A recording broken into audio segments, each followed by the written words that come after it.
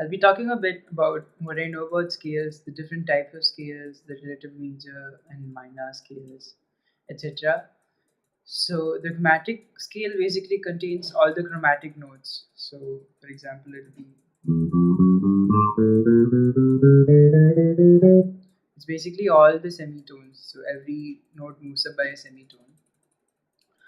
Another type of scale is a whole tone scale, which moves up. So instead of a semitone, it moves up by a whole tone. So which is something like. So basically here, every note moves up by a whole tone. So C to D, D to E, E to F sharp. So this is a 6 note scale. The other type of major scales are these are modes. With the major scale with the sharp 4 would be Lydian mode.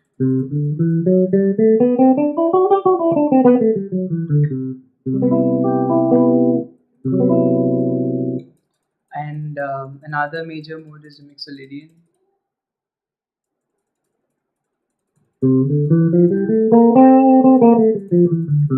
with the flat 7.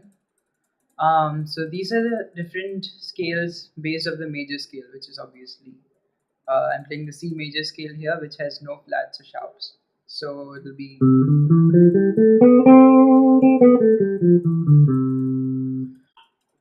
So to find the number of sharps or flats in a key and what these sharps or flats are, you can use a circle of fifths. And using a circle of fifths, you can know that the key of G has one sharp, which is F sharp. The key of D has two sharps, which is F sharp and C sharp. And a flat key, for example, the key of B flat has two flats, which is B flat and E flat.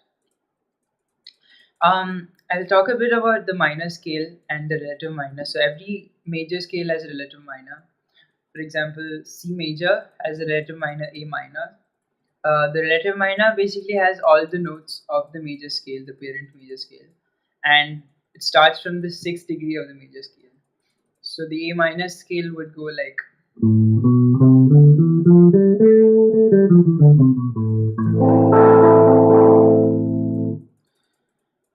And there are different types of minor scales. So basically, what defines a minor scale, or what defines a chord or a scale, is the third basically. So if it's a major third, it's a major scale, and if it's a minor third, it's a minor scale. That's a chord quality. So a minor chord is determined by the flat third. So let's go over some type of minor scales, different types of minor scales, including the harmonic minor scale, which sounds like.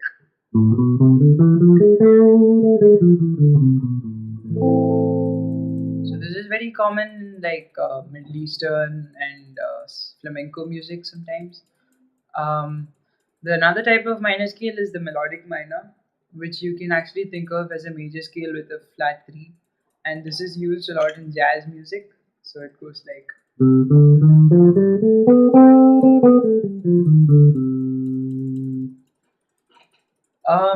The melodic minor can also descend as a natural minor, which is mostly used in classical music. And yeah, so as I said before, every minor scale has a parent major scale. So, for example, the C major's relative minor would be A minor, the D major's relative minor is B minor, and so on. Let's talk a bit about intervals. So, the intervals in a major scale would be root, major second, major third, perfect fourth, perfect fifth, major sixth, major seventh, and octave. Um, so it's important to know the sound of each interval, and using these intervals, it'll be an easier way to construct chords, to understand how chords are constructed. So how I learned the sound of intervals is through learning songs that use these intervals. For example, "Happy Birthday to You," "Happy Birthday" song is a major second interval. So, and for example, "Smoke on the Water" would be a minor third, and so on.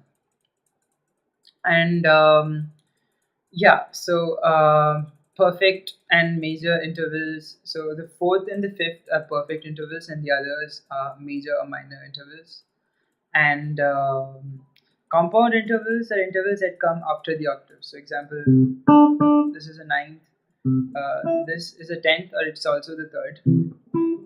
This is the fourth or the 11th. This will be a sharp 11, and this is the fifth.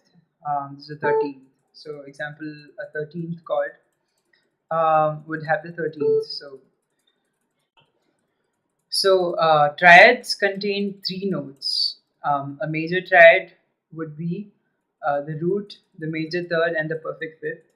So, for example, the C major triad would have a C, E, and a G, and a minor triad would have the root, minor third, and the perfect fifth. So, this would be C minor. There are also diminished and augmented triads. A diminished triad would be root, a minor third, and a diminished fifth. And an augmented triad would be a stack of major thirds, which would be basically root, a major third, and a sharp five. The triad inversions are basically when the same triad, so for example, C major, is written in a different way, where the root is not on top. So if the E, the third, is on top, this would be E, G, and C. This would be an inversion of the C major triad. This would also be an inversion where if the G is on top, if the fifth is on top, this would be G, C, E. This is another inversion of the C major triad.